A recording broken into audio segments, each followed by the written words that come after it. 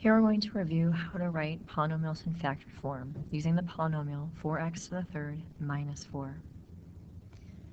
When you're working on factoring polynomials, the first thing you're going to look for are there any common factors, any like items that you can divide out from all the terms of your polynomial. And here, if we look, it's 4x to the third minus 4. We could divide out a 4 from each term in our polynomial. In doing so, we would now be working with 4 times our quantity x to the third minus 1. And so we're going to look at our polynomial here and see that it's a cubic polynomial and see if we can break it down into more components, more factors.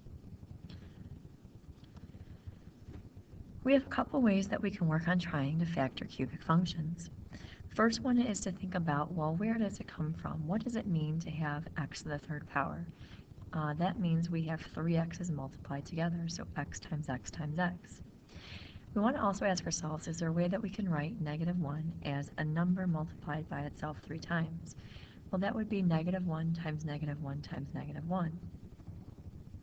Using these components, we can start working on factoring the polynomial. The first way we could do that is by long division. We would use each of the components, so x minus 1, and that would be our divisor. We would use x to the third minus 1 as the dividend and divide to see what quotient we'd be left with, and that would help us with factoring our cubic function. So again, we're using our divisor, x minus 1, and writing our cubic function with zeros as the placeholders for the terms that are missing. And when you're doing your long division, you'd have to ask yourself, I'm starting with x, I need an x to the third power, what would I have to multiply by to make a match? For this would be an x squared. You would multiply each term in the divisor by the x squared and write your results here. Then you would subtract them from the original pieces of the dividend and see what you're left with. That process would repeat until you've completed the division. So let's show you what that looks like.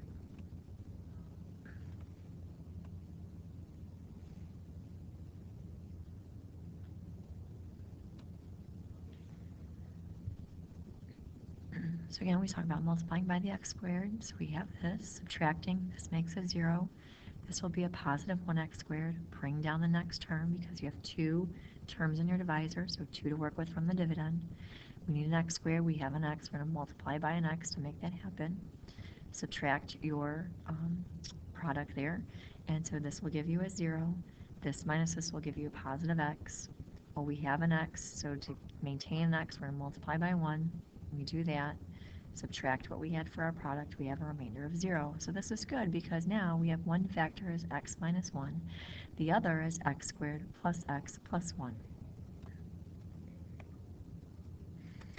So as of right now, it looks like our factored polynomial would be this, 4 times from the original greatest common factor divided out, x minus 1 times x squared plus x plus 1. Again, we ended up here with a quadratic polynomial. You want to ask yourself, are there 2 numbers you can multiply together to get 1 and add to get 1? The only numbers we can multiply together to get 1 would be 1, and 1 plus 1, well, the combination of both being positive or both being negative, would not give us a 1 for that linear term. So this would be our final factored form for our cubic function. So long division is one way to do that. Again, going back to what we talked about before, we talked about the components that made up your cubic function. From the long division, we derived a pattern that we could also help us put in our factored form that involved the components. Again, we would take the first component of our factored form and we multiplied by itself. So x times x gave us x squared. To get our next term, we take both components and multiply them together. So negative 1 times x, that's negative x, but we use the opposite. That's how we got our positive x. To get our last term, we take this component and multiply by itself. Negative 1 times negative 1 is 1. And that's also how you can factor your cubic function, using the pattern that we derive from our long division.